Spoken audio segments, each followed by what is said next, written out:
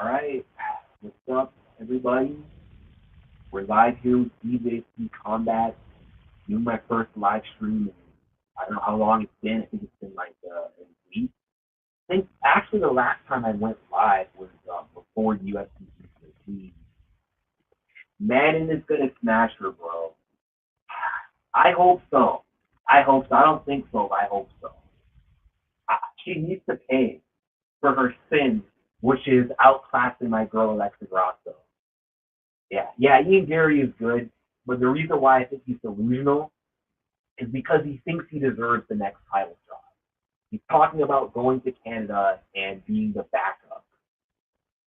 Like, okay, maybe you could serve as the backup, but you're not getting the next title shot definitively, because are you forgetting? They're coming off one win over Carlos Prates, who's ranked number 13. He's a good fighter. He's a scary fighter. And I picked Ian Gary to win, even though I didn't make a video. I did figure he'd win the fight. I just rarely do fight night predictions because they don't get views. And I don't do good on fight night main event predictions as well. But this one did hit. I did pick Ian, but he just beat Prates.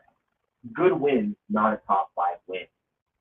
Shavkat Rakhmonov literally took the risk by taking a fight against him, a fight that he didn't have to take. He could have waited for Bilal. He didn't. He took the fight to secure his title shot, which he didn't get because he wasn't ready for May. But regardless, you should get the winner of JDM versus Bilal if Islam doesn't get the next shot. It should be Shavkat Rakhmonov. And if anyone else other than Islam maybe deserves it over Shavkat, it could be Sean Brady. Ian Gary needs to get in line and fight the winner of Usman versus Buckley, and if Buckley wins, reschedule the Buck versus the Cup. That makes the most sense. Or, I don't know, maybe the loser of Bilal JDM. Let's see. Oh, my audio doesn't sound good. But can you hear me though?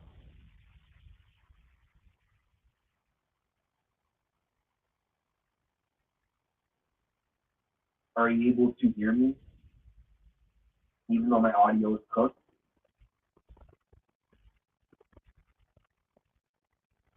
What's up?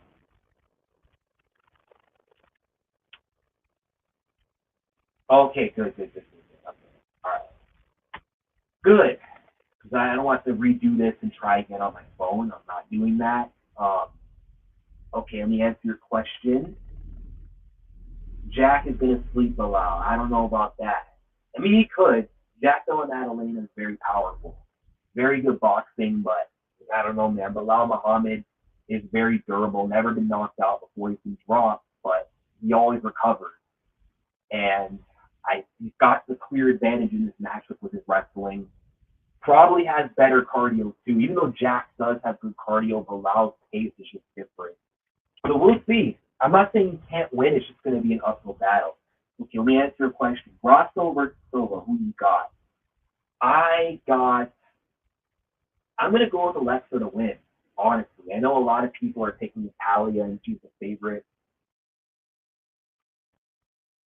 I'm a little bit worried because I know that Natalia is a very good striker, but Grasso's been in there with Shevchenko 3 times, and she only struggled 3 times and lost the 3rd time, not because of Val's striking. I mean, Val showed very good improved strike. I mean, her striking was always good and the best in flyweight on paper, but, you know, she did stand up to Grasso's boxing in the 2nd fight, outstruck her a bit in the 2nd fight, outstruck her quite a bit in the 3rd fight too, but she mainly almost won the 1st fight, took the 2nd to a draw, and won the 3rd fight because of her grappling, because she's well-rounded. She can mix the martial arts and take you down if she needs to. Natalia Silva doesn't do that. So unless Natalia becomes a surprise offensive wrestler, just striking, I think Grasso can handle that. She can handle Val striking and literally outbox Valentina Shevchenko and drop Valentina Shevchenko, which is huge, and out-jab Valentina Shevchenko and literally stand up to her striking and live to tell about it. I really think she's not going to have that much of an issue on the feet. I mean, I'm not saying the striking isn't competitive. It's just I don't feel Natalia brings something to the table that Grasso hasn't seen or felt before. I think Grosso's advantage is her hands. She's better in the pocket. And I think this fight's just going to come down to, I mean, can the kickboxer in Natalia disrupt the boxing of Grosso with her kicking style? Or is Grosso with her boxing going to be able to crowd the kicks? I think the latter is going to happen in this fight. I think if Grosso is anything like she was at UFC 285 against Shevchenko in March of 2023, which I predicted her to win, if she's not washed and burnt out, like the third fight, I know Bao beat her fair and square, but that was the real Grosso who showed up. If Grosso shows up in form and really turns up like the Grosso I know, she's going to give Natalia hell. She's going to be the first real striker that Natalia will have faced in the UFC. And the last real striker she fought on the regional scene was Marina Rodriguez, and she lost that fight. So I think that's got to count for something. And I'm going to say Alexa Grosso wins this fight by decision.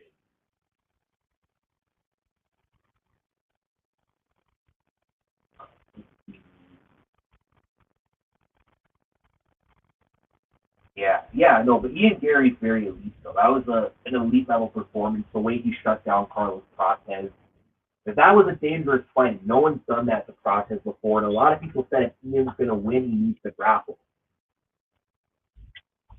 and he tried. He tried to grapple.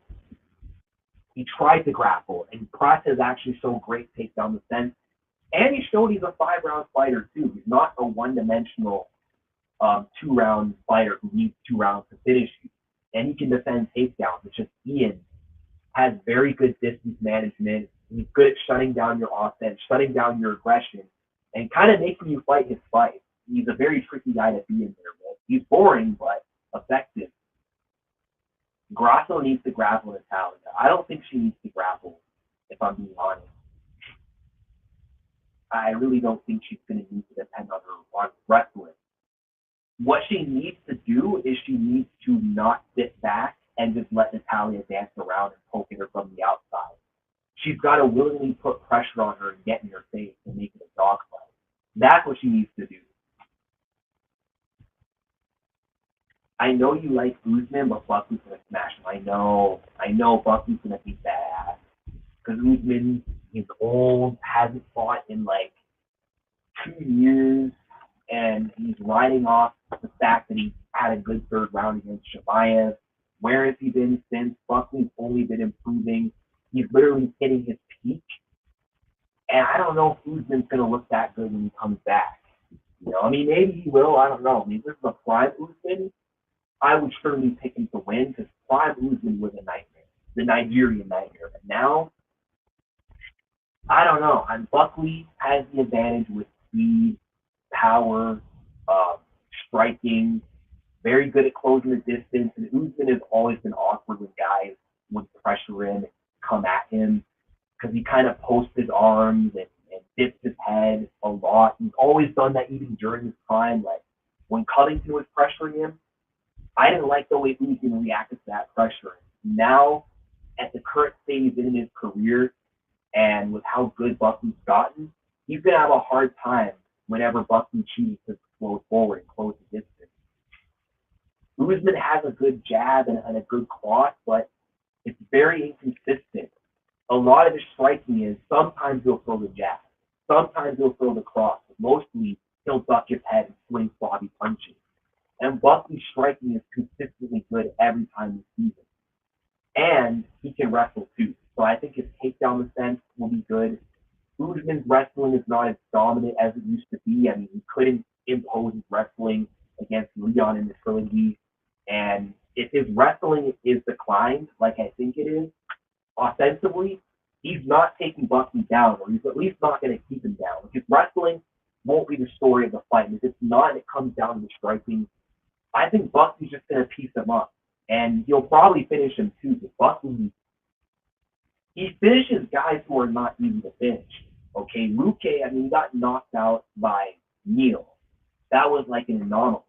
And then Buckley was able to finish Luque as well. Even though Luque sold, finishing Luque is impressive. I don't care what anyone says. He knocked out Wonder Boy, which again, not easy to do. He got knocked out via fluke against Anthony Pettis. Before that, Wonder Boy took bombs from Woodley, bombs from Till, survived knockdowns from those same guys I just mentioned, took shots from Vincente Luque, went to war with him. Buckley was able to put him away. So I wouldn't be surprised if he became the second man to put away Kamaru Usman.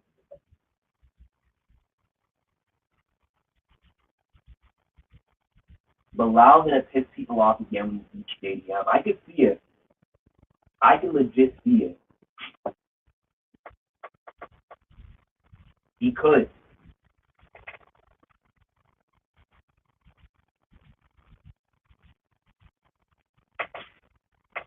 Well, I'm gonna test this screen sharing feature. I hope I don't have to I hope I don't have to, you have a subscription to do this. But let's see.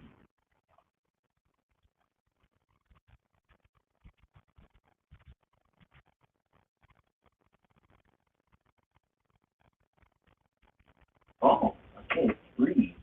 That's actually legit. That's actually legit. Okay. Okay. So,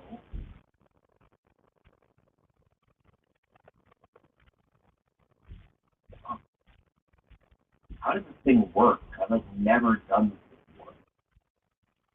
I'm gonna remove it. Huh.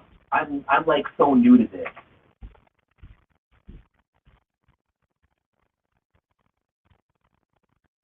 He did. He destroyed Kobe and destroyed him in a way that Kamaru Usman couldn't. Okay, what the freak am I doing? When I switch tabs, can you guys see it? Because I kind of can. Oh, crap. What am I doing? Oh, no. Can I remove myself from the stage? Okay. I don't know how to use this screen sharing thing. I really don't. Um. Okay, let's see. I think they should have done all the way Oliveira a 2 and Poirier versus 2. Or Poirier versus Gaethje 3. They could have easily made that fight. Would have made sense. Dan could have fought Arman Sarukian. And yet Oliveira's Holloway literally made the most sense. I don't know why the UFC didn't just simply go with that fight. Such an easy no-brainer fight to make.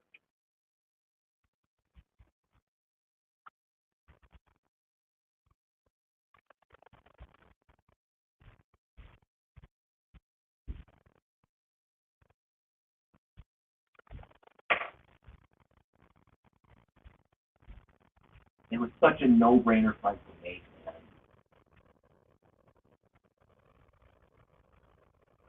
Oh, I'm so new to this. I don't know if it's because I have 1K subscribers.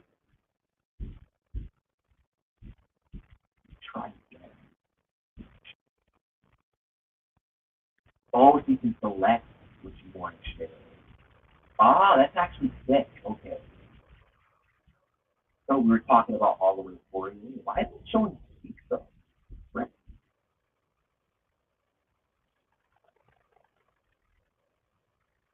Okay, there we go. Wow, that's actually neat. Um, yeah, I don't like this fight personally. I'm not a fan of this matchup. I don't like that they did this. Now, what's up, MMA Hold?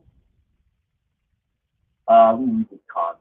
I think Gaethje and Poirier developed a friendship. That's why I don't think Gaethje wanted that fight. I mean, that makes sense. He did say that none of his families deserve that fight, and I see what he's saying. Because I mean, they put each other through a lot of brain damage, a lot of CTE. So I get it, but it's kind of lame they had to leave that rivalry to 1-1. They could have tried to close it off and get closer. Because me personally, I don't care what anyone says. I think Gaethje's win over Cory was a fluke. I think he got a lucky head kick. It wasn't calculated. It's just Gaethje's a wild card, and he just threw out a random pool to see if it would work, and it worked. But before then, Gaethje was getting pieced up. Dustin was in control of the exchanges, like I knew he'd be, and then he just got caught out of the blue. That doesn't happen again. And I don't think Gaethje could stop Poirier with his hands. I really don't. Poirier's got a good chin. Fists don't do the job against Poirier. That hasn't happened since his featherweight days against Conor McGregor. So Gaethje wasn't knocking him out otherwise. And if not, I think Dustin would have finished him the way he did in the first fight. Gaethje might have done better with his improvements, but he's not a better fighter than Dustin Poirier, period. But yeah, like I said, I'm not a big fan of Holloway versus Poirier 3 because I love both guys. I already did a video on this matchup. It doesn't make sense. Why do a trilogy where Dustin's 2-0 over a trilogy where Dustin is 1-1 with someone?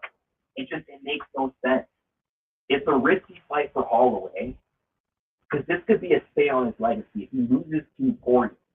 It's not because Poirier is a bad fighter, but he's already 0-3 in one trilogy against Volkanovski. If he loses to Dustin, that's 0-6 because Dustin already beat him twice. Losing 0-3 to anybody is embarrassing. You cannot tell me that losing to someone thrice, you cannot tell me that's not embarrassing. Maybe twice is fine. Three times in 13 years, you can never get the job done. I mean, I know styles make fights, but that's just kind of shitty if you ask me. I mean, good for Dustin. He'll win the BMF belt. He'll retire as the BMF champ, and that'll be earned, well-deserved, but that's just going to ruin Max's career. He already got knocked out by Ilya after he had just gained momentum in lightweight, knocking out Gaethje. He moves back down, gets tailed by Ilya, and then moves up, loses to Dustin, and then he's like 1-2 in his last 3 now. There goes his lightweight title shot hope. He doesn't get to ever fight for the lightweight title. He sucks. That'd be terrible. So this fight for me feels like a lose-lose. And I don't know about y'all, but it should be a lose-lose for the fans. Because Dustin and Max, they're fan favorites. Everyone loves Dustin Poirier. Everyone loves Max Holloway. Nobody wants Dustin to go out in the loss. And no one wants Holloway to lose a third time to Dustin either.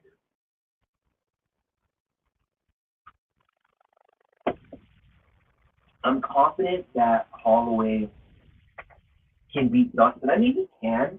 He can. I wouldn't be surprised. Max did very great. He did very well, actually, in their that second fight they had. I thought Holloway started picking up momentum in the third and fourth round. And if Dustin didn't split him between his eyes with that knee, which completely changed the fight going into round 5, Max might have won that fight. Max might have beat Dustin in the third, fourth, and fifth.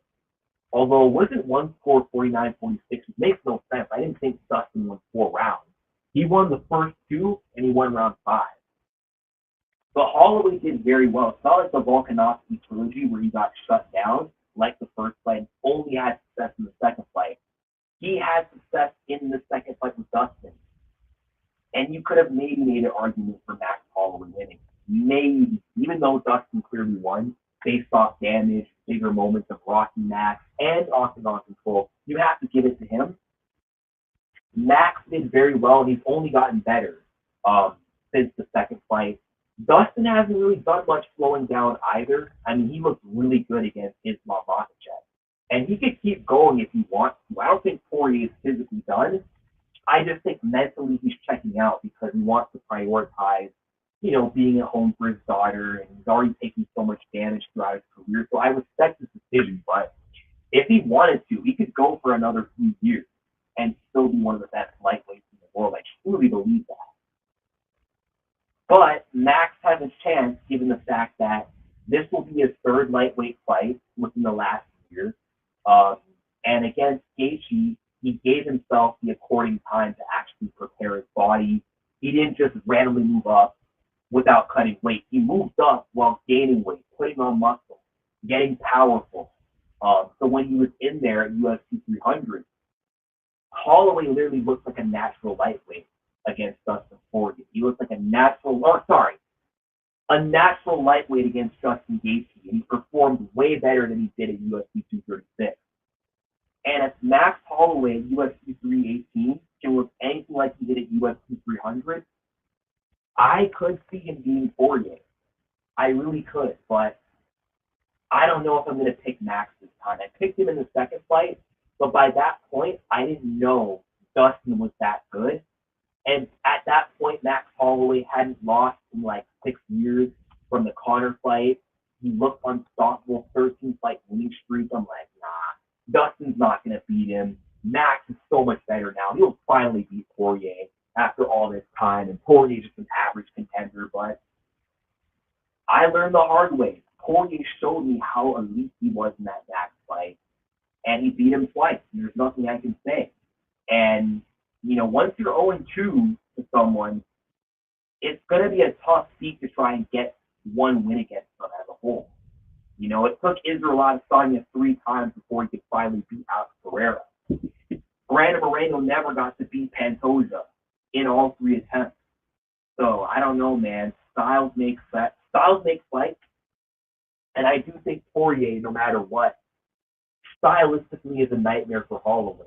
The power advantage, he kind of matches the volume a little bit. He's better than Justin Gaethje. I don't care what anybody says. Better boxer than Gaethje. Better shot selection than Gaethje. Better at pulling on punches. Better at countering punches than Gaethje. And he just kind of has that style that kind of neutralizes what makes Max so dangerous. Max relies on snowballing his opponent, and Dustin Poirier can kind of meet him in the middle.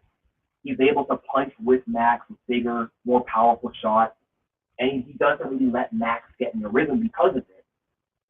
I mean, Max had a similar problem when he fought Arnold Allen.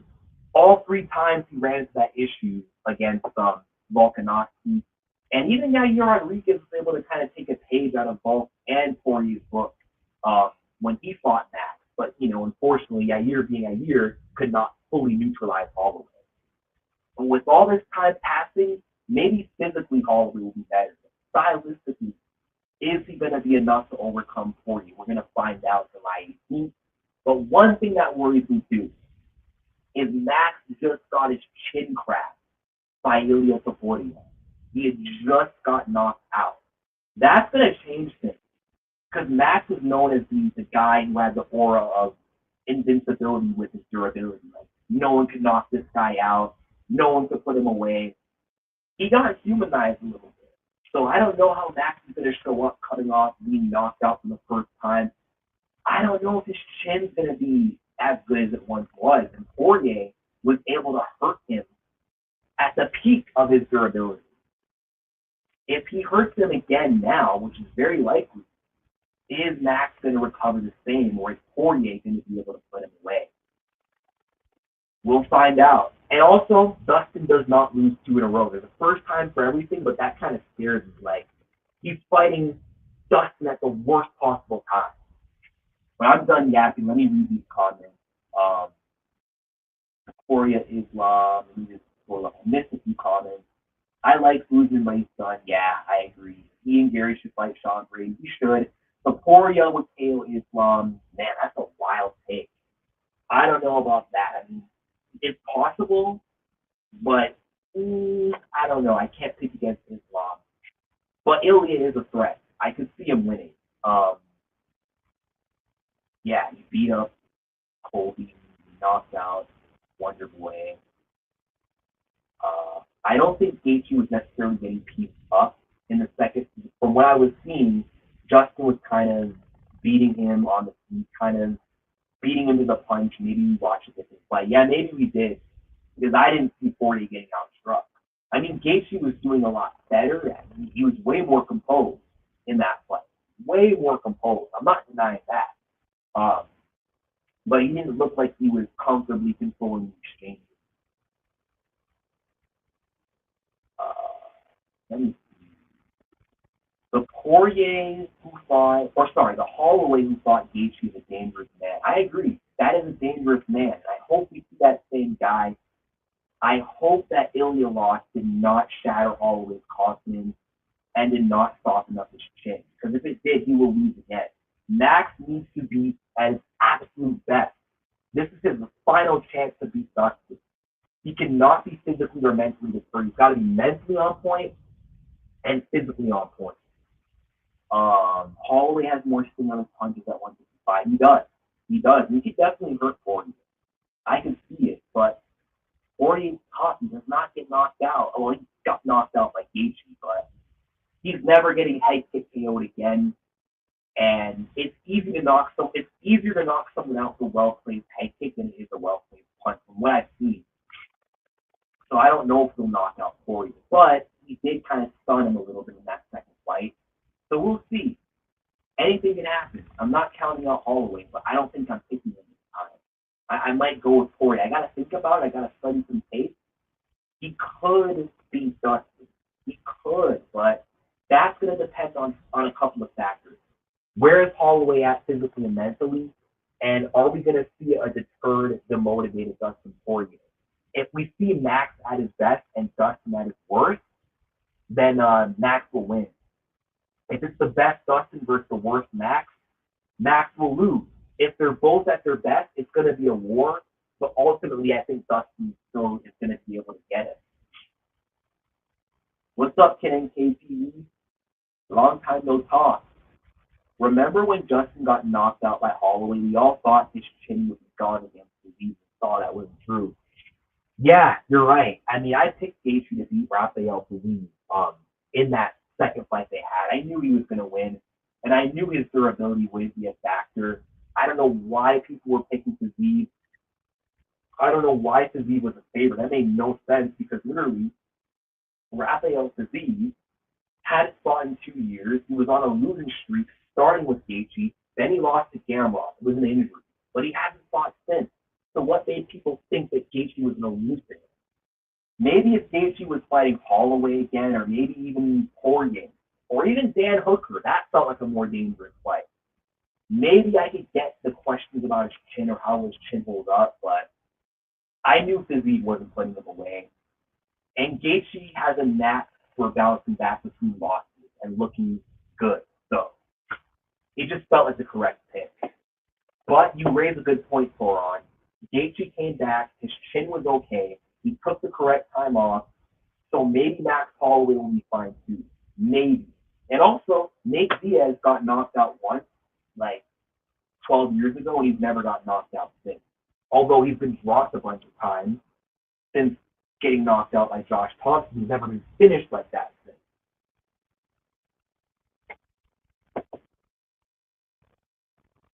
But Dustin Poirier is a really good finisher. With Dustin, it almost doesn't matter how durable you are. I mean, it mattered in Dan Hooker's case, I guess, but Dustin can put away guys who are tough to put away. There was a point in time where I thought only Conor can knock out Eddie. Look what Dustin did. Conor's never been knocked out before. Dustin knocked him out.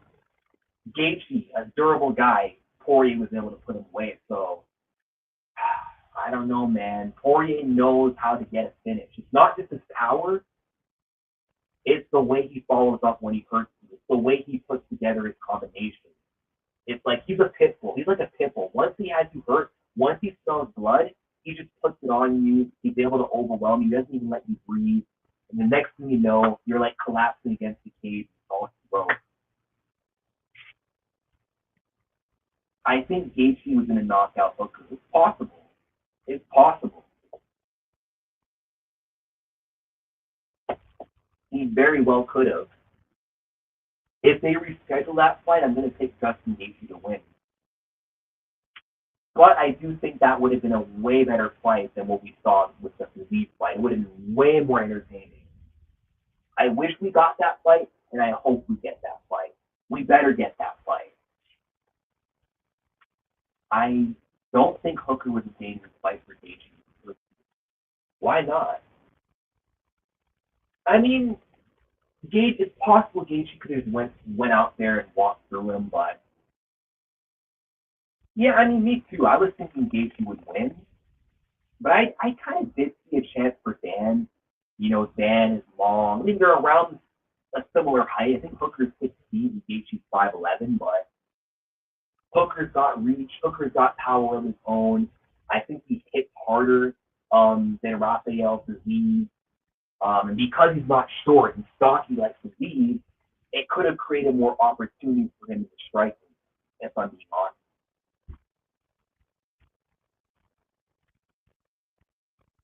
What makes Hooker a dangerous fight for Gaethje? He's just a dangerous fight for anybody. Good striking, good combinations, good power, good shot selection. Gaethje dips his head a lot when you pressure him. It would have created openings for knees up the middle. I mean, look at those knees he caught Cory with. And look at how good he did against Dustin Poirier. I know I'm kind of using that as a bit of a benchmark, but how well he did against Poirier kind of shows he does belong at the top. And he did get knocked out by Michael Chandler in the first round, but the reason why that happened is because he didn't take the time off necessary from the Poirier war. He fought scared, and Chandler was new to the UFC, so he probably didn't know how you should fight Chandler. So he fought with too much respect, too much fear of his power, gave Chandler space to just close the distance and explode on him. But now he knows to fight Chandler, you got to put a bit more pressure on him. You can't just let him walk you down like that, or he's going to walk through you. So he learned a hard lesson. And then, okay, he lost to Arnold Allen, but he had no business being at featherweight. He would whoop Arnold Allen's ass if it was in the lightweight division. And then coming back to lightweight, what has he done? He smoked Claudio Puelles. He beat Jalen Turner in the war. He beat Mateus Gamrot, which is very impressive. And I thought Gamrot was going to beat him. I thought Jalen Turner was going to beat him. So I do think Gaethje would have won. I do think he would win, and he probably would KO him, but it might not be an easy fight. Gaethje might take some damage. He might get hurt. He might take a few good shots before he ends up finding his, I guess, kill shot, if that makes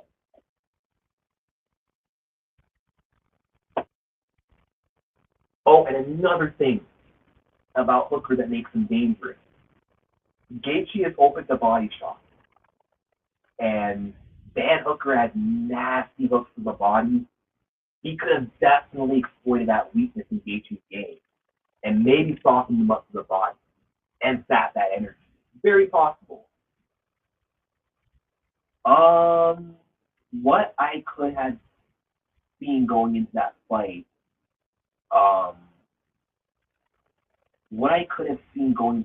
Hooker and Gaethje was going to get in a wild brawl. Gaethje was going to get in a wild brawl, and Gaethje was going to put his lights out. It's possible. I mean, what could have happened is because Dan Hooker is very good at keeping distance, outside fighting, and circling around the octagon, making himself hard to hit. But once you hurt Dan Hooker's warrior instincts kick in, and his first instinct is to stand in front of you and start brawling. And in that moment, he might have been able to hurt Gaethje back, but the longer he stays in that chaotic fight, Gaethje would have eventually found him. And honestly, that was going to be my prediction for that fight, that Hooker would keep that bay, land some good outside shots, and have a bit of an even lightweight battle. But then Gaethje might hurt him once, and then Dan Hooker his instincts would kick in, his primal instincts would kick in, and would get him in trouble. That was going to be my prediction, actually, the day before Hooker pulled out.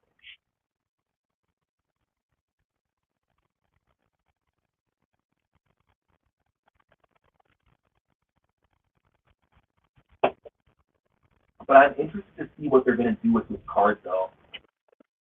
Like, I wonder what they're going to do.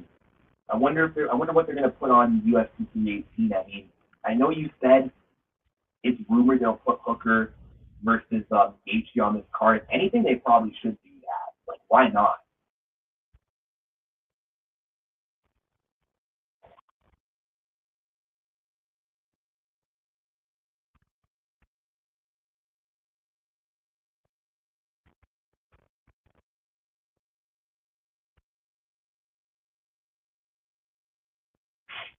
Um,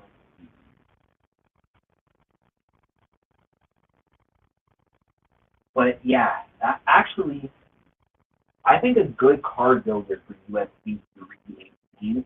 I think make the co-main Gaethje versus make the co-main Gaethje versus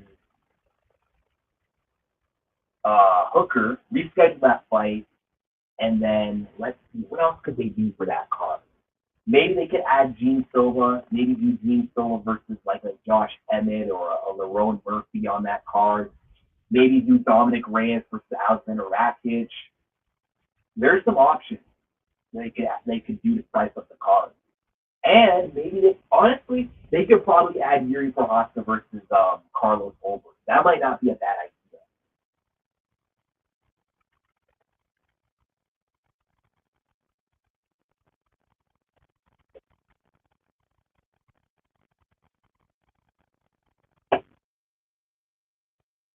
Oh yeah, that would be a good fight. Randy Brown and MVP. I think MVP would win that fight though. Randy Brown is very good, and he had an impressive knockout last Saturday. But that's dull. Someone at the level of striking of a guy like MVP would be too much. He's like the same height, probably the same reach, but way better, more crafty, more dynamic striking, better defense. The only way that Randy's winning is if he is able to successfully implement an offensive grappling approach. All right, I'm going to turn off the screen for Gaethje and, or sorry, Holloway and Poirier, because I think that's still anything to say about that fight. Uh,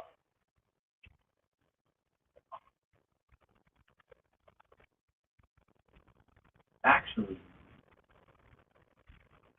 hold on.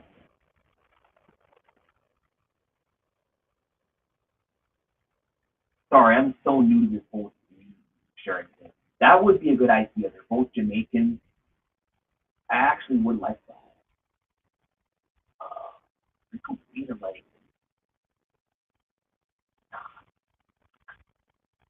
bro, I don't know what I'm doing. Okay.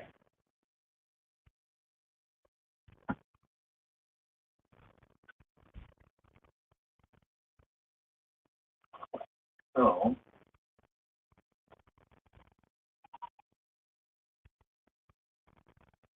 see what else we're talk about. So, I did mention some of the UFC 315. Um,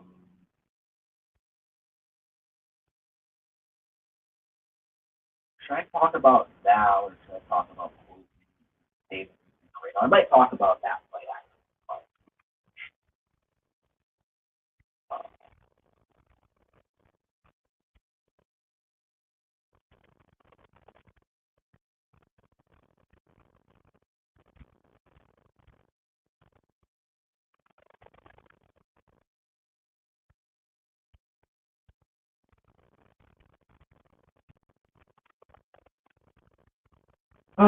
All right.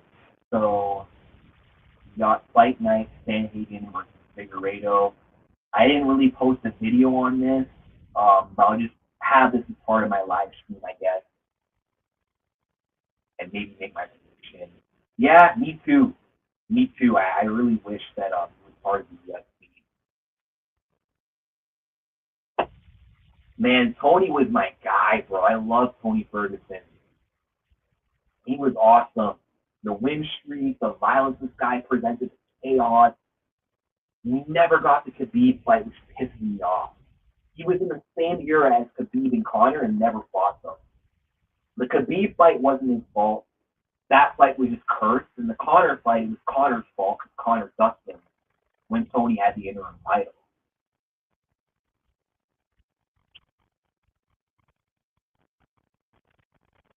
Hmm.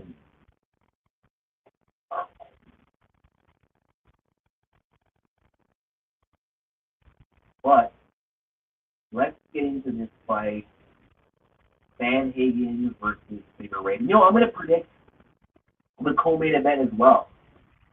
And I'm actually going to start with that. Rainer the Ritter versus Bo Nickel. Honestly, I think Bo Nickel's time has come. Bo Nickel's going to lose this fight. I'm not going to do some build up that I usually do in my breakdowns. Why I think Bo Nickel is losing is because he's finally fighting someone elite. He's not fighting a usual can that he usually crushes. He's fighting someone who can grapple, who can meet him where he's actually effective. The ground fight. Rainer the Ritter has good takedown defense.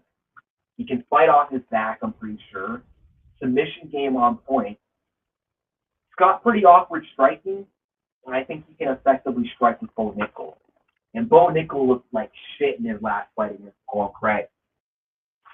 In 2025 is a pretty bad year for the undefeated. So, yeah, I don't think Bo is winning. I'm going to say Rainer the Ritter wins this fight, probably a decision, maybe. Oh, hold on. Let me just check their grappling stats. Rainer the Ritter has 100% takedown defense. Yeah, Bo is definitely cooked. If Bo is not taking this guy down, and does he just win a pure awkward striking match? I don't think so. I mean, maybe Bo could catch him. Maybe. Maybe Bo Nickel might catch him on some off chance, but I don't think so. Like, has Rainer the Ritter ever been knocked out?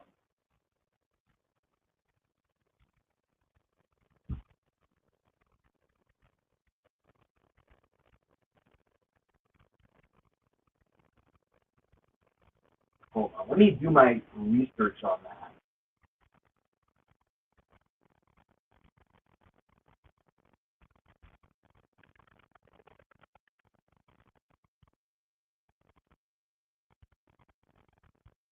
Rainer the Ritter is 19-2. Okay, he has been TKO'd. I rest my case. So, yeah, maybe Bo Nickel could maybe. I don't think so. I don't think Bo Nickel's playing him away.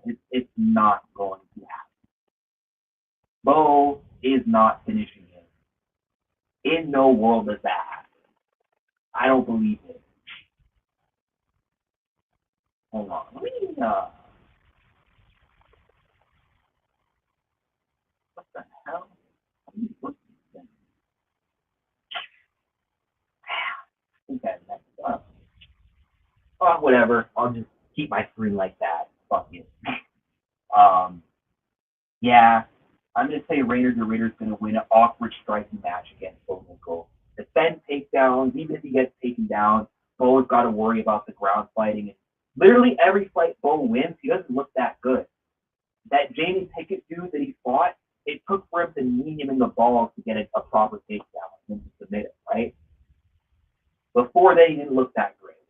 Okay, he knocked out Val Woodburn. Who is Val Woodburn? He's a bum, a regional scene bum who had no business being in the UFC, not in the UFC anymore. And then he fought Cody Brundage. Didn't even look that good in that fight until he subbed him. Looked horrible against Paul Craig. And honestly, Craig should have beaten him. I don't know how Paul Craig couldn't win that fight. He should have. And now I think this is where his streak ends. He's finally fighting somebody good. And maybe if he wins, I rest my case. But as of right now, I'm doubting him. G. Ritter is decent on the feet, but the ground game is bread and butter. Oh, it definitely is. But I don't know if he's going to go out there and try to take down Bo because of Bo's wrestling game. I think the grappling might cancel each other out, and it might come down to the striking. All right, so now let's talk about the main event. Cory Sanhagen versus Davison Figueiredo. Man, this is kind of a tricky fight to predict. I don't like the odds though. How the hell is Cory Sanhagen a minus 500 favorite? That makes no sense at all. Minus 500? The odds in this fight should literally be way closer than they are. I actually don't understand. And that makes no sense.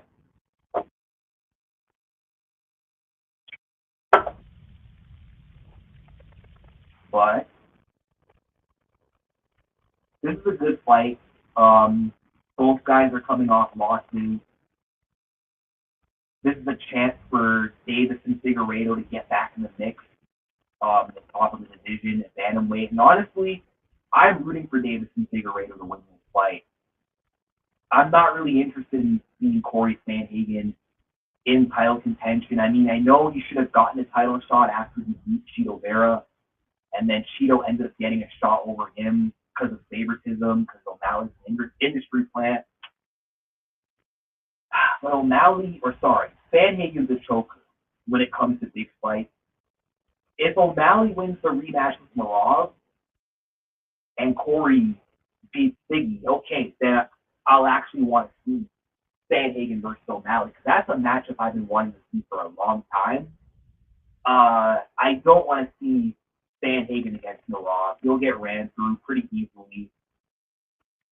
And honestly, I don't even know if Cory Sanhagen's going to win this fight. I know a lot of people are picking Cory, and I mean, they have every reason to. Cory Sanhagen has a height and reach advantage, 2-inch reach advantage, 6-inch in height advantage. And on paper, he should be the better striker. I think his length, his movement, his distance could be challenging for Davidson. But again, he's a choker. When it comes to these big fights against former champions, he doesn't do well. And I mean, the last big fight that he won was Marlon Moraes. Marlon's washed. Has Cory Sanhagen ever beat a former champion? I don't think so. He fought Aljo, got ran through easily, would have lost him again if he was given another chance. He fought Peter Yan. He did well, but he choked in that fight. He folded. Yan broke him in that fight. And then, okay, since then he beat Song Yadong. Song is good. He's not I don't want to insult Song by saying he's not a top-tier fighter, but Song isn't championship level yet. He can be. He's very young, but he's not there yet. And Cory didn't look that good against Song Yadong until he managed to cut him with those elbows. That changed the fight. But without the cut, Yadong might have been on his way to winning that fight, if I'm being quite honest. And then, okay, since then, who else did he beat? He beat Cheeto Vera. Good performance, decent performance. Mainly beat him through grappling. Didn't really comfortably strike with Cheeto, and Cheeto's not an overly great striker. Figgy struck with Cheeto more comfortably in that fight. And I don't think Cheeto Vera is all that great. He's a tough guy. He's a dangerous guy. But Cheeto is just mainly a power merchant. A guy who's tough, good chin, and if you're not careful, he can put you away. And if you're a can, he'll beat you. But Cheeto Vera is not an elite guy. I'm sorry, he's not elite. He beat Dominic Cruz. Dominic is washed, and his chin is shot, and his style is figured out. And then, okay, he fights Rob Font. I mean, Rob Font is okay. He's a solid veteran, good boxing. He got very uncomfortable in that fight when Font was able to walk him down, and Font was able to put hands on him. He was able to switch gears and turn into a wrestler, which, good on him. He showed his well-rounded skills. He didn't beat Font in just striking. Now, yeah, he was injured, fair play, but I didn't like what I saw in that fight. The moment Font was able to close the distance, the fact that he was able to close the distance isn't a good look. And he made him very uncomfortable in those striking exchanges. If this was just striking, Font might have actually beat Cory, which is crazy. And then, okay, he loses to Umar Nurmagomedov when he rescheduled that fight. But again, Cory Sanhagen is a choker in big fights. Never be a former champion. Davison Figueiredo at bantamweight is really good, okay? He's really good. His only loss at bantamweight is to Peter Yan. And we know how good Peter Yan is. Peter Yan is literally a victim of bad luck. Peter Yan should have beaten Aljamain Sterling twice. The first fight, he had it won, and then he threw an illegal knee, got DQ'd. The second fight, split decision. I thought Yan won, but it is what it is. He doesn't win the rematch, doesn't redeem himself. They rob Yan against Sean O'Malley so they can get their industry plant in title contention. But I'm an O'Malley fan. It's frustrating how that worked out. And then he fought Marab injured, but also we know Marab is just an absolute beast, so no shame in that. Marab is the best bantamweight in the world right now. But Peter Yan was able to come back, dominate his competition, show that when he's not having bad luck, when circumstances are in his favor, he wins as he should against Song Yudong and even against Davis and Figueiredo. And I picked Peter Yan to beat Davis and Figueiredo. And I think I picked him by decision. I can't remember. Maybe it was a decision, or maybe it was a late finish, actually. I'm not quite sure, but I know I picked him to win. And I picked Davis and Figueiredo in pretty much every other bantamweight fight he's had. I picked him to beat Font. I picked him to beat Chito Vera, easy pick. I picked him to beat Cody Garbrandt. I wanted Cody to win, but I knew Figgy was going to win that fight. So honestly, I mean, could Cory Sandhagen dance around him for 5 rounds, keep Figgy at range, and just pick him apart and not get caught once throughout 5 rounds? Maybe.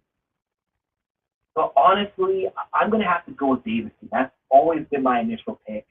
I'm not going to let the general public sway me like they've done before. I made that mistake with Krylov Reyes. My fault. Okay, I should have picked Dominic, and I could have been one of the few people who had Reyes winning. So I might get this one wrong. I don't care. I'm going based off what I think. Figgy wins because Cory Sandhagen, his distance management is kind of overrated. Guys are able to close the distance on him. Cory struggled with another short, stocky, powerful Brazilian way back in the day. I understand this was like, a long time ago, 2019, but he barely beat John Lineker. Look what John Lineker was able to do to Cory Sandhagen. He was able to get on the inside at moments. He was able to tag him in moments. And he almost got to him in that 3rd round. And if that was a 5-rounder, I think Lineker finishes him eventually. And there's no way that he's not going to get caught in this fight by Davis and Figueiredo. At some point, Davison's going to get on the inside. Davison's going to be able to land on him. And Sandhagen gets very uncomfortable when you pressure him. When you present pressure, when you present power, he gets uncomfortable. Look at him against Peter Yan, even against Yudong, despite winning, and even against Rob Font.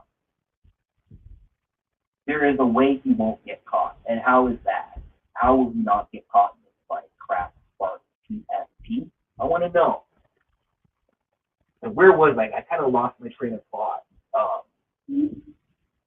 But yeah, he gets uncomfortable, and even though he's well-rounded, he panic shoots a lot in fights. And Davis and Figueiredo is way better than him on the ground. When it comes to jiu-jitsu, his submission game is on fire. And Cory Sandhagen, I could see him walking into a submission. I could see him getting uncomfortable on his feet. Maybe he does well early. Maybe Figgy kind of struggles early to make leads or to get his timing down. Maybe Cory Sandhagen might win the 1st round. It might look like he's going to win the fight entirely when we hit the 2nd round. But probably by the 3rd round, Figgy's going to adjust, start ripping to the body of Sandhagen like Lineker was doing. And once he starts going to the body, it's going to open up the head. And he's going to be able to land upstairs at some point. Once he decides to just go for it and not hesitate, he's going to tag Cory Sandhagen. He's going to cut Cory Sandhagen. And then I'm going to say the finishing sequence could happen maybe in the 3rd round or the 4th. But I'm going to say when Cory gets uncomfortable, he's going to turn into a wrestler, and Davis and Figueiredo is going to catch him in a guillotine. If not, maybe he'll armbar him. But again, Cory gets hit a lot. He gets lost in fights. He takes damage. Yuri Alcantara dropped him early on and almost submitted him. Davis and Figueiredo is better than him. John Lineker stunned him in the 3rd round, and Cory Sandhagen shot for a takedown and almost got guillotined, okay? He shot for ill-advised takedowns against Peter Yan, and I'm pretty sure he tried to take down Umar Nurmagomedov, which was stupid. So he might go for an ill-advised takedown against some stuff. If not, I think Figueiredo is going to win a decision by catching up to him as the fight goes on. Where, he struggles early, but round by round, his pressure starts to add up, the damage starts to add up, and maybe he beats Cory Sandhagen in rounds 3, 4, and 5, wins 48-47. Either that or a late sub. That's going to be my prediction. Maybe I'm wrong. Maybe Cory Sandhagen is like a minus 500 favorite for a reason, but it's hard. It's hard not to see Davison win this fight. What's up, bro? And Tor in the building might be. What's up, Usman? What's your prediction for this weekend's main event?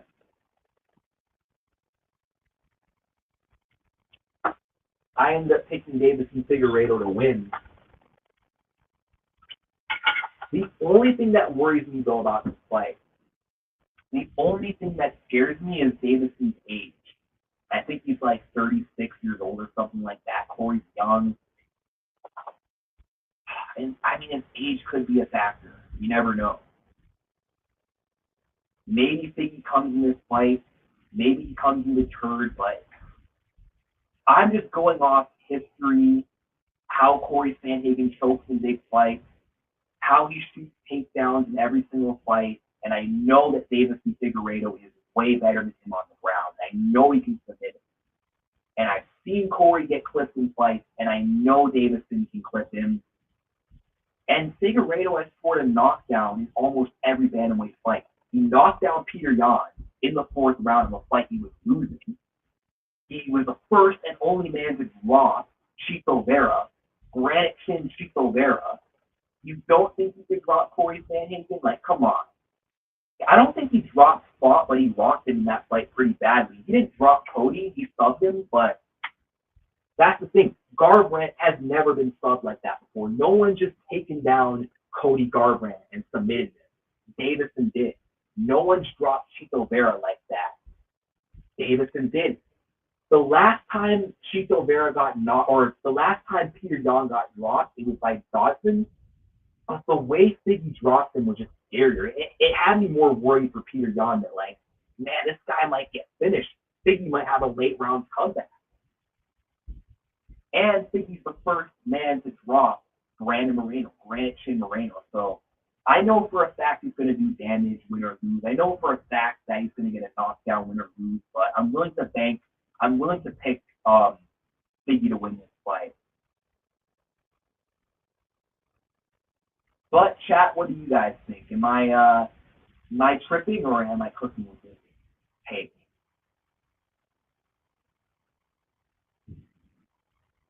I want to know what my 1K subs think.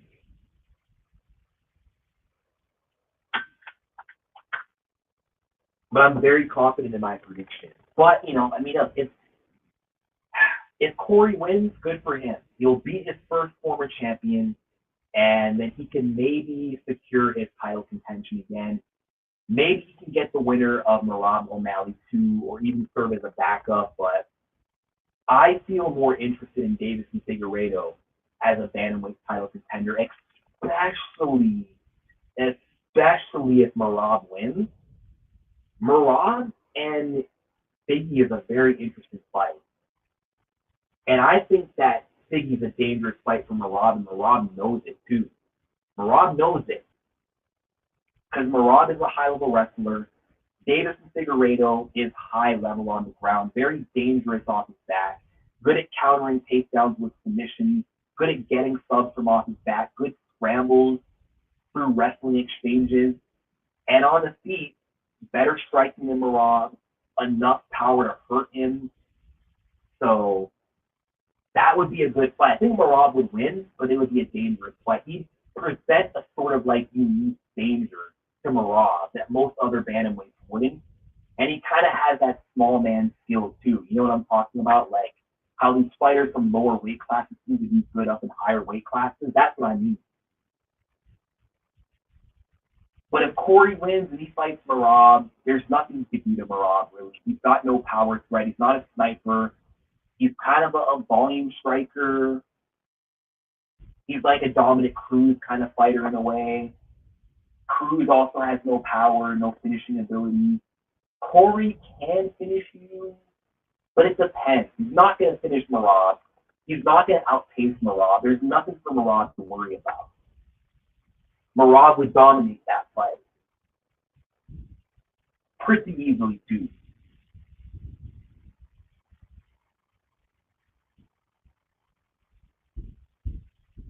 And I mean, how Cory wins this fight is he has to not get caught once, he has to avoid damage, and he can't mentally fold.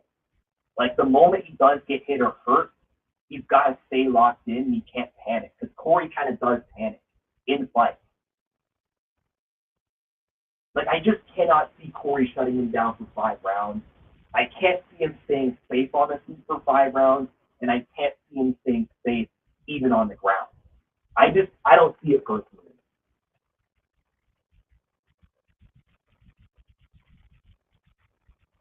But Toron, who do you think is going to win this main event?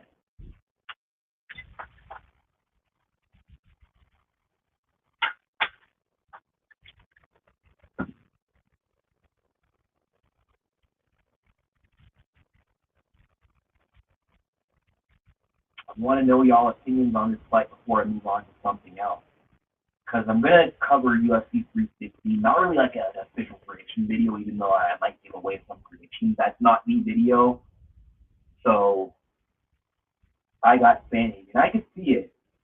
Maybe he does win. But I don't know. I'm rooting for Figgy personally.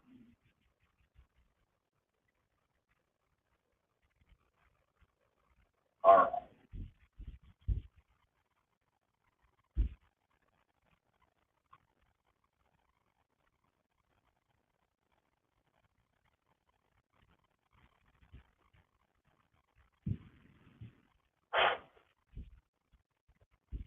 Now that that's out of the way,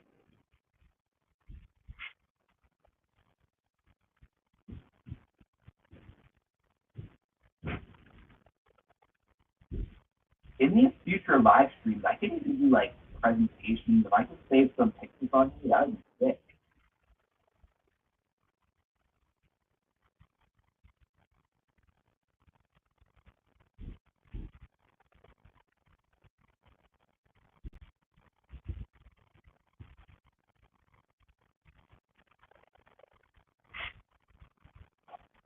Uh,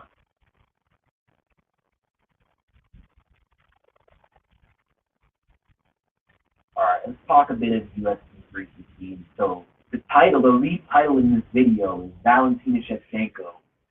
Obviously wins. Let me just charge my laptop so it doesn't die midstream. I think my phone is charged enough. Okay. So let's talk about Valentina Shevchenko versus Amanda. Man, y'all know good as well as anyone that I want Valentina Shevchenko to lose this fight. I'm bitter that she outclassed Alexa Grasso. I hate that she beat her the way she did, and I want this division to just move on with the next generation. Women's flyweight is shaping up to be really good, and I want a new queen. Okay, if Israel Adesanya, who I'm a fan of, can lose the belt immediately after just getting it back after a long reign, so can Valentina Shevchenko. But of course, the MMA gods are not fair. They always got to punish me at all costs. So Valentina's going to win. And I wouldn't put it past the MMA gods to make Val win and Grasso lose on the same night. That just might happen. Even though I'm picking Grasso, I'm a little bit worried for that girl. I'm not going to lie. But, I mean, why I think Val wins this fight is because I just think she's just a better version of Manon. Both blonde strikers in the women's flyweight division. One is faster than the other. Val is faster. Val is a better counter striker. I think her boxing is better, and I think her boxing from those 3 fights with Alexa Grasso will have been sharpened, tightened up. I think that boxing weakness in her game is not what it once was. Madden doesn't have the boxing threat of, Grasso. She's very sloppy, overextends, lunges a lot. Her kicking game is pretty good. Her punching game is not as good as her kicking game, if that makes sense. Val is a better puncher, probably a better kicker, and a better counter striker, and is faster, and better defensively. Madden Zero leaves the chin on a silver platter, and she's open to get hit. She's open to get caught in fight. So I just fail to see how Man Zero wins. She could make the fight interesting in some moments because, she's got good takedown defense. She's very physically strong. So whenever they lock up in the clinch, I could see Valentina struggling to like toss her around. Like she might not be able to take her down the way she did Grasso. This might be the first opponent who might be stronger than her since Tyler Santos. So maybe we could see Valentina go for a failed takedown that gets reversed and results in her being put on her back. She might even get held against the fence by Manning and controlled in the clinch. Maybe. Like, I don't think this is going to be one of those fights where Valentina imposes her grappling, dominates with her grappling, and gets a crucifix TKO. That's not going to happen. I just think it's going to be a striking match where Manning is going to struggle to find Valentina. She's going to struggle to find her, and Valentina is just going to be too elusive. I mean, I know she's stationary. She doesn't move her feet all that much like Manning does, but she's very good at pulling on punches and flipping and punishing you when you miss. So I think Val's just going to win like a very comfortable, clear decision. That's what I think. And also, Valentina is not really showing any signs of slowing down. I thought she was from the Tyler fight and from the first Grasso fight, but then she really turned it up for the second Grasso fight. She looked good, and then she looked even better in the trilogy. So unless she's washed overnight, which I don't think will happen, I fail to see what Manning does. How does Manning win? No offensive grappling threat. She's got power, but I don't think she's catching Val or knocking her out. Nunes couldn't. I don't think she's going to be able to drop her like Grasso did because you don't got that boxing accuracy. And Val is not going to be stuck in one spot to where Manning can just overwhelm her with volume. Manning Zero didn't look overly great against Caitlin Chukagian, who Val dominated and finished. Competitive fight with Rose Namajunas, and I mean, damn, if Rose didn't injure her pinky, there's a very good chance she might have actually won that fight. Honestly. So she didn't look that great against Rose or Caitlin. She did look good against Erin, but Erin Blanchfield sucks on the feet, and I've learned that when it comes to offensive wrestling, even though her ground game is dangerous, her wrestling to get you there actually sucks. So Manning was able to have a field day, defend takedowns, and just easily win on the feet. Man, there's a storm outside. I'm a little bit worried. I hope no lightning comes strike through the glass. Okay. Late reply, but I want Fig to win, although I like Cory. Yeah, I hear you. I mean, I like both guys, but I've always been like a fan of Davis and Figueiredo since the pandemic days. Ever since he missed weight against Joseph Benavidez and knocked him out, I was on his side through the whole process. Then when he made weight and knocked him out and won the fight, or no, he choked him out, but he knocked him out with a chokehold. He put him to sleep. I was on the Figgy train since then. I was on his side in like all four Brandon Moreno fights. And I've rooted for him in most bantamweight fights except for the Cody fight. I actually wanted Cody to win that fight because, everyone loves a comeback story, and Cody had momentum, 2 wins in a row. If Cody could have actually won that fight against Figgy, that's 3 straight wins. He gets a ranked opponent, and he could have been closer than ever to title contention again. But yeah, that wasn't happening. Cody does not beat elite fighters anymore.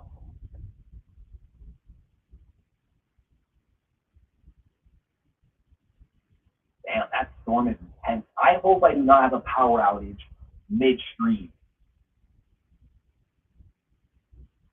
because that could happen.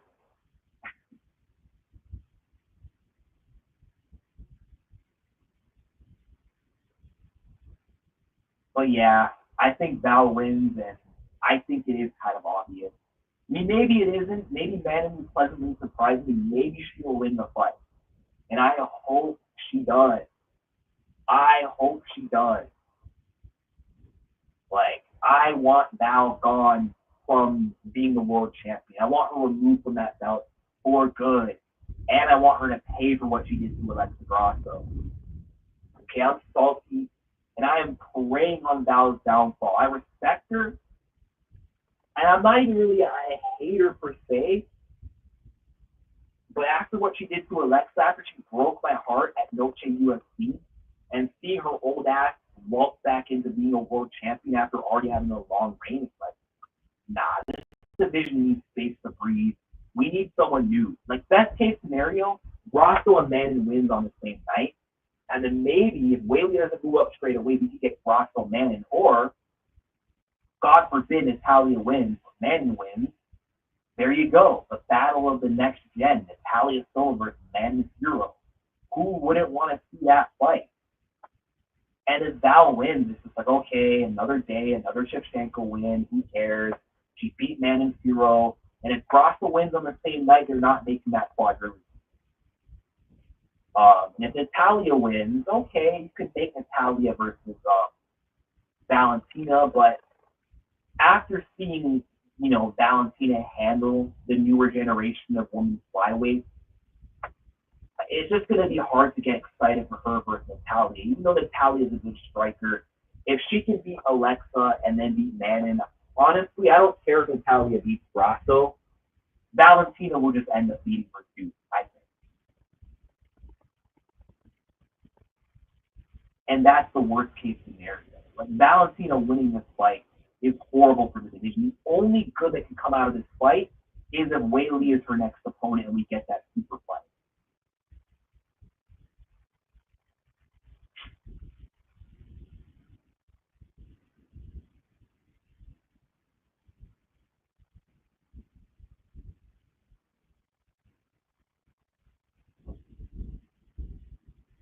But we also got this fight.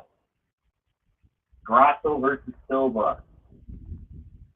Man, if Grasso freaking manages to lose this fight and Val wins, bro, I don't know what I'm going to do. I'm going to be, like, bitter. I'm going to be pissed off. I mean, I think Grasso should win, though. I really think she. I know I talked about this fight earlier in the stream, but I just can't see how she. I just can't see how she doesn't win this fight, how she's capable. Like, obviously, Natalia is a very good striker, but who is Natalia Silva beat? Who is Natalia beat?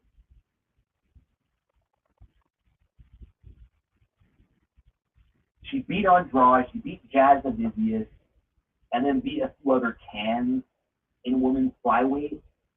She's never fought someone to the level of Alexa Grasso. And I saw some things in that Andrade fight that gave me confidence for Alexa.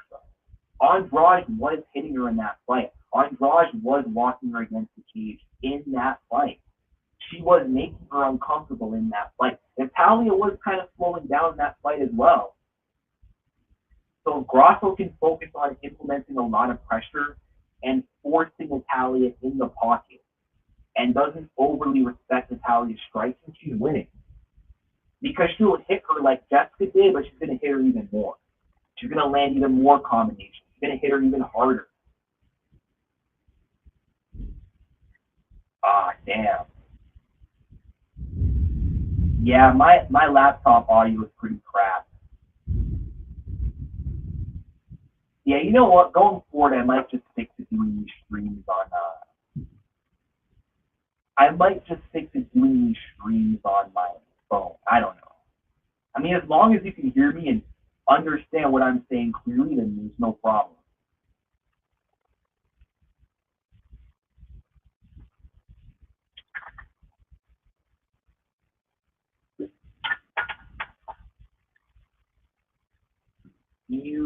Banks. Um, what fight are you talking about?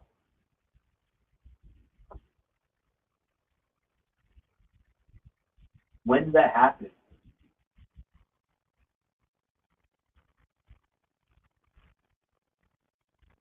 Oh, you're talking about the boxing match. No, I didn't watch it. I heard of it though, but I don't really follow boxing like that.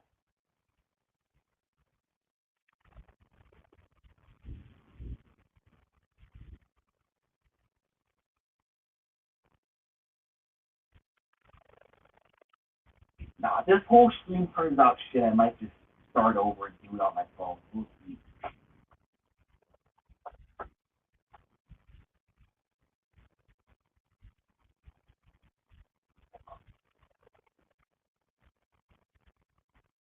Oh yeah.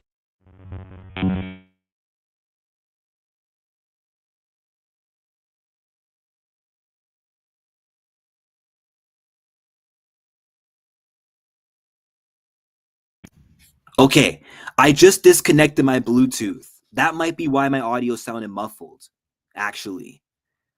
Which sucks because I spent the whole hour of this stream with my Bluetooth connected. And now when I look back, no one's going to understand a damn word I said, right? Because I know that's what happens. Whenever my Bluetooth is connected or my earbuds are connected and I try to record, it muffles the audio. Fuck. Damn it. Okay. Now I got to do a sound check when this is over. Now I got to do a sound check when this is over. I'm actually ticked off. Like when I go back and listen, like, okay, guys, throughout this whole stream, even though my audio was muffled, were you guys able to make up anything I was saying throughout this whole live? Were you? I hope so. Because this live was good in terms of visuals, exploring, screen sharing. It would be a damn shame to look back and be like, yeah, you didn't sound good.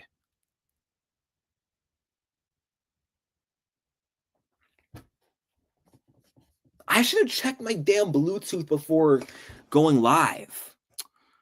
Okay, but I guess I can finish with this fight. Nah, I'm not doing it again because I got other things to do. I got other things I got to do tonight. But I might go stream again tomorrow or later this week and talk about similar things. Damn. Okay.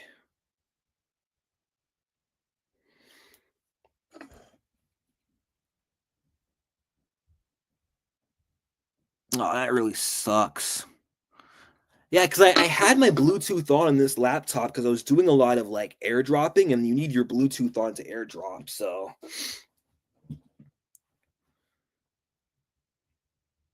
I might like end this live and see like how I sound.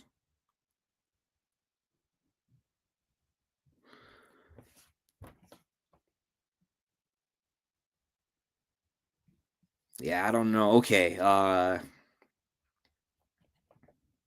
I mean, I covered a lot of things like Val winning, but no one understood me. No one understood what I was talking about. So I don't know if I should start again. I mean, I don't know if it's garbage. I mean, we got some good fights. Bilal versus Jack, good fight. We got Valentina versus Manning, good fight. We got all well. I mean, the quality of opponent isn't that good, but Aldo's on the card, Gross is on the card. Benoit's on the knee versus Joel Alvarez is a good fight. I think their one sin is cutting Burns versus Michael Morales from the card. Now that was stupid. I don't know what they were thinking. I don't know why they would do that. Yeah, he is, and I think he'll win pretty easily. But yeah, as I was saying, Val obviously wins because her striking is just much better than Manon. Manon is too sloppy, hasn't looked good against Rose and Caitlin Chukagian or Jennifer Maya. Looked good against Aaron, but Aaron can't strike for shit. So Valentina can strike. Valentina's got good defense, good countering. Manon is just too sloppy and leaves her chin open. So I think she's going to get dinged up for 5 rounds and lose a clear decision. And she'll only do good in moments when they're like grappling or when Val tries to initiate grappling because Manon will defend takedown. She might reverse takedown. She might outdo Val in the clinch a little bit, but that's it.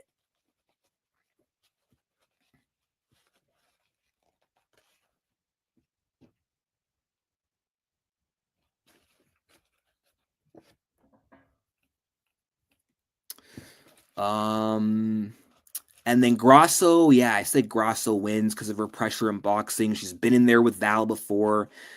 So I don't think the striking of Natalia is anything she can't handle. This fight's kind of like a flyweight version of Aldana versus Dumont, but Grasso is like an elite version of Aldana. And then Natalia is a smaller version of Norma Dumont, maybe not as thick as Dumont, but similar in terms of the way she strikes, the way she puts together her combinations. But because Grasso is better than Aldana, she'll be able to solve that puzzle as Natalia Silva. She's not just going to try the same thing and just use her toughness and follow Natalia in circles like Aldana would do. She's going to cut off the octagon. And if she is struggling, Grasso does have the IQ and she does have the ability to adapt and adjust mid-fight, because when she was losing to Valentina in that first fight, she knew what to do and how to turn the fight around in her favor. Aldana could never. Once Aldana's losing, she's not coming back. Although, with this being a 3-round fight, Grasso doesn't really have time on her side, so she's got to start fast. She's got to start fast and strong. She can't let Natalia get going early. She can't give her that early respect. That will be a huge mistake, because if she does, she'll definitely lose the fight.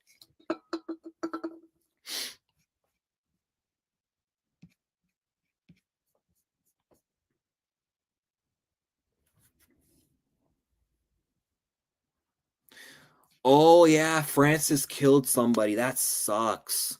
Francis Ngannou killed a girl. That's pretty sad.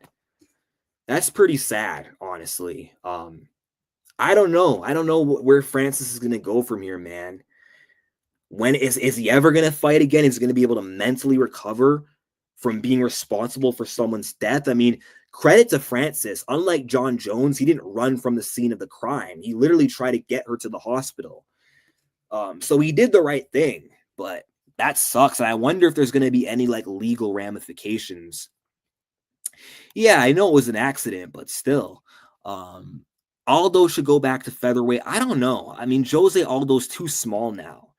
He worked so hard to be able to healthily make the weight down a weight class, but yeah, I don't know, man.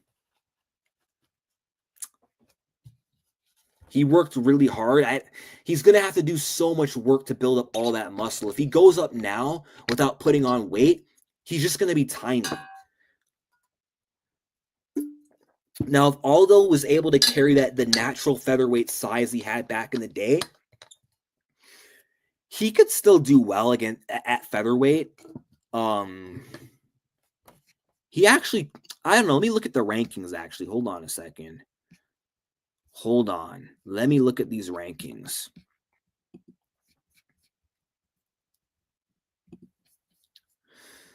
I'm going to share my screen again.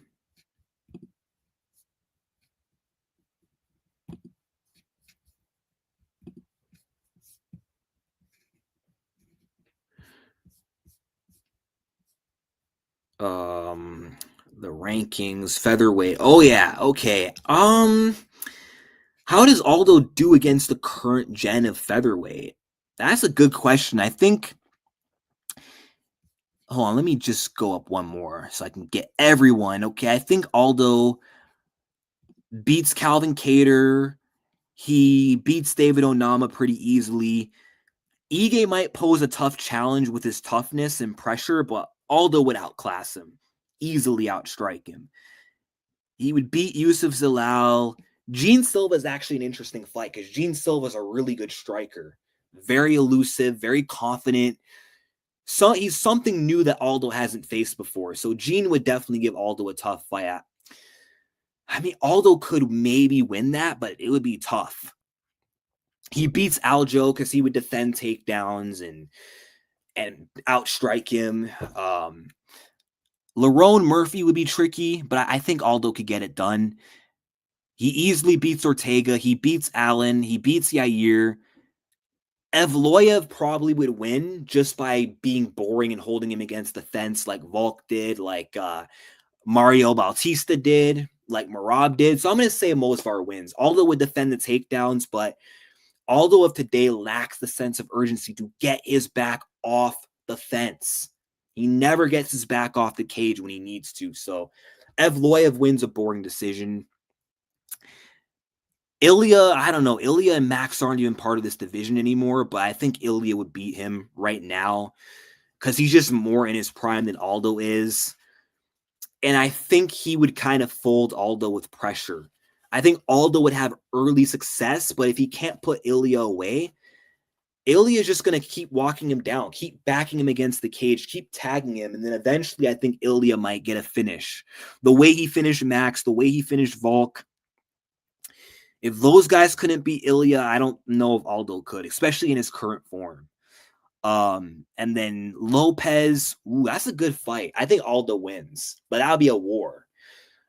Max would always beat him, and then Volkanovski, yeah, Aldo's not beating him. So I think as far as he can go in this division is, I think his ceiling ends at Yair. I think he beats anyone else, but past that, I think that's it for him. I don't think he would be featherweight champion right now. Jones is a scumbag. Good fighter, but shitty human being. Yeah. And he's ducking Tom Aspinall. The UFC lightweight division just received a good addition to featherweight. Who? Or from featherweight? Who? Oh, Ilya. That's right. That's right. And Ilya's rumored to be fighting at UFC 317, and I wonder who he's going to fight.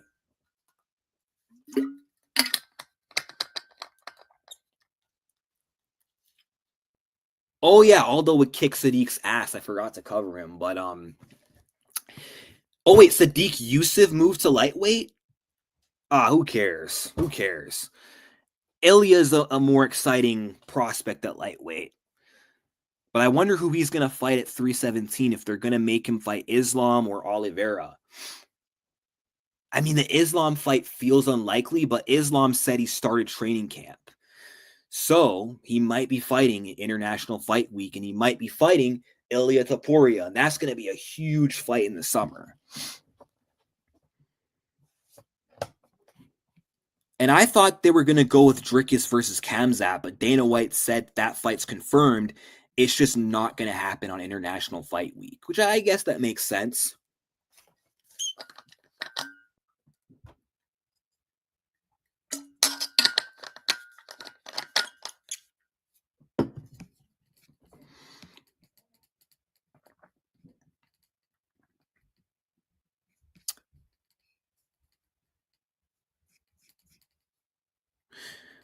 UFC doing the same thing like last year when they took forever to announce the main event for UFC 300. Yeah, I hate when the UFC plays those games, man. Just announce it already.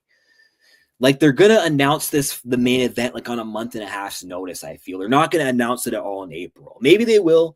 It feels doubtful.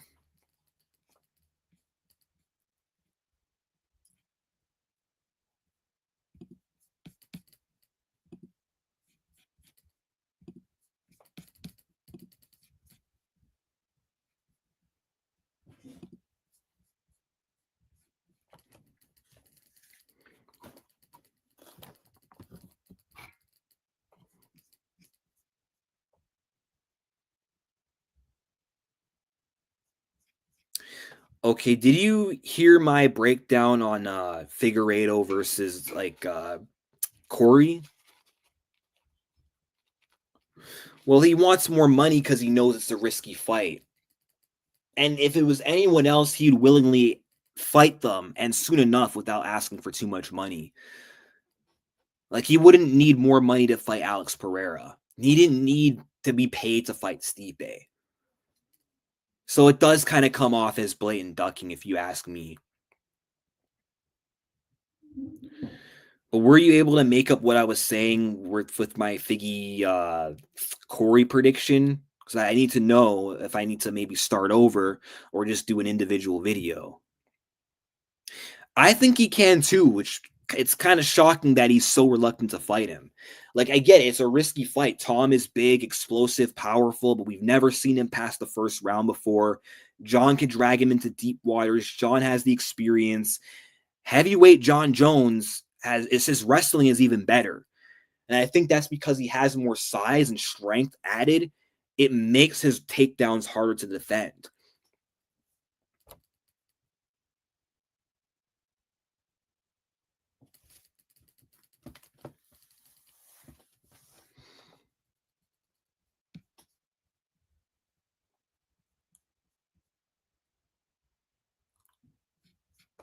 Okay. But you didn't answer my question, though.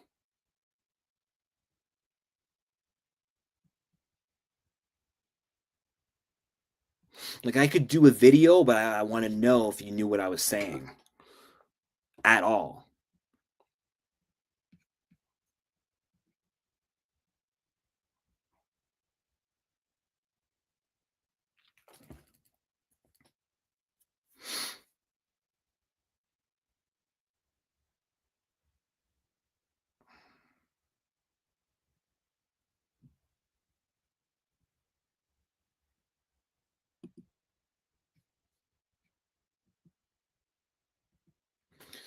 Okay.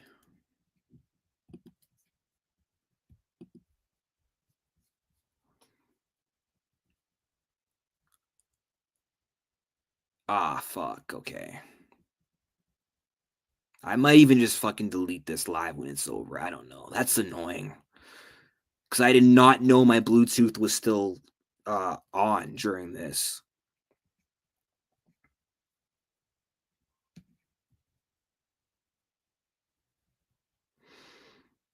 Well, whatever. I don't really feel like going over all the other things I just talked about. Yeah, that's annoying. I'll just end this live and just I'll re-listen to it a little bit later. Peace.